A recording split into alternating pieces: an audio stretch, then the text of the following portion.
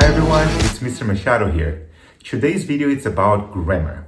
As you already know, grammar is a set of rules that we need to know in order to use a language. We are all learning English in school, so we are learning English grammar. Today we are going to be talking about the 4 different types of sentences. We already learned that a sentence is something that expresses a complete thought.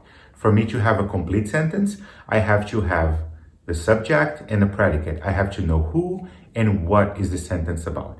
Once I have the subject and the predicate, I have a complete sentence. And once I have a complete sentence, I can categorize those sentences in 4 different types. And that's what we're going to be talking about today. So let's dive right in and let's talk about the first type of sentence. So let's start with the declarative sentence. A declarative sentence makes a statement that tells something. A statement gives information about something or someone. So the job of a declarative sentence is to tell something. And the declarative sentence ends with a period. That's the end mark we are going to see. As you know, Mr. Machado's brain is very visual. If I am inside the classroom, I'm always drawing on the board, making lines, drawing different pictures to help my brain make connections and learn new information. So I decided to come up with a few different characters to help me memorize the name of those sentences. So for the declarative sentence, we have Claire Bear. If you really pay attention to the word declarative, you can hear the sound Claire. And that's a way that my brain can make the connection and memorize how to say that new word. So Claire Bear, it's a very friendly, outgoing, communicative bear. She loves to talk to her friends and always has some information to tell. She knows a lot of facts and she's always telling facts to her friends. Let's take a look at some of the sentences that are considered declarative sentences. I have 2 best friends. He is afraid of the dark. Polar bears have black skin underneath their white fur. Brown bears dig caves with their long claws. Pandas are endangered. All those sentences are telling you something, are giving you some information. So they are all considered declarative sentences. The next type of sentence is the interrogative sentence. The interrogative sentence is a sentence that asks questions. A question is when you ask for information about something or someone. So the job of an interrogative sentence is to ask something, to ask for information. And the end mark would be a question mark. Every time you're asking something, you end your sentence with a question mark. Our character for the interrogative sentence would be Rog the frog. If I pay attention to the word interrogative, I can hear the sound rog. So again, that's how I'm going to make my brain learn that new word, by making that connection. So Rog the frog, it's a very confused little friend. He's always asking questions. He's always searching for new information. So let's take a look at some interrogative sentences. Where is everyone? Am I an amphibian? Do frogs lay eggs? How high can you jump? Can frogs breathe underwater? All those sentences are asking for information, so they are all interrogative sentences. The next type of sentence we are going to talk about is the exclamatory sentence. An exclamatory sentence uses an exclamation to express a very strong feeling. Those strong feelings can be positive or it can be negative. So the job of an exclamatory sentence is to express a strong feeling. And the end mark would be an exclamation mark. Every time you see an exclamation mark, you know it's an exclamatory sentence. Who is our character for the exclamatory sentence? Captain Clam.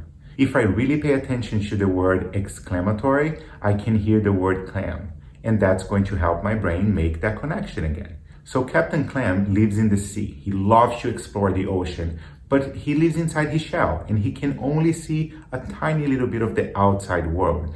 But everything he sees, it's so amazing. He's always so excited about everything, and he's always showing strong feelings. So let's take a look at a couple exclamatory sentences. We have arrived. The Atlantic Ocean is huge. The trip was great. I'm so hungry. Come on, everyone, let's eat. Those are all exclamatory sentences. They all end with an exclamation mark and they all express a strong feeling. So as a reader, it's very important for you to also show those strong feelings when you're reading exclamatory sentences. Every time you're reading a sentence that ends with an exclamation mark, make sure to show a lot of feelings with your voice as well. And the last type of sentence we're going to learn today is the imperative sentence. An imperative sentence gives a command. A command is when I tell or ask someone to do something, okay? So the job of an imperative sentence is to tell someone what to do. And it also ends with a period. So there are two different types of sentences that end with a period. The imperative sentence is one of them. Which character should I come up with to represent the imperative sentence? Why not Commander Pear? If I pay attention at the word imperative, I can hear the sound pear, and that's again going to help my brain make that connection. Commander Pear is a very, very strict commander. He loves bossing people around and he's always giving orders. Sometimes he can be very grumpy and very strict, but sometimes he can be nice and very polite as well. Just make sure that you don't step on his toes. Let's take a look at some imperative sentences. Go and clean the tank. Look at the soldier. Call the general and ask for supplies. Please eat more fruits. Please don't eat my leftover. All those sentences are imperative sentences because they are asking someone to do something. So both the imperative and the declarative sentences end with a period. So it's very important for me to think about the job of the sentence. What is that sentence doing?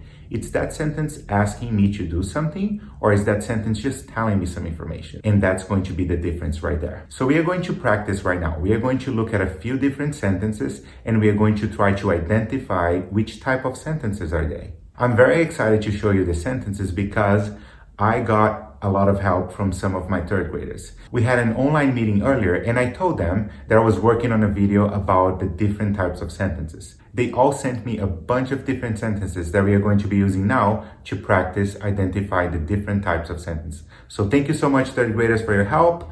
Thank you for letting me use your sentence and your name. Let's jump right in.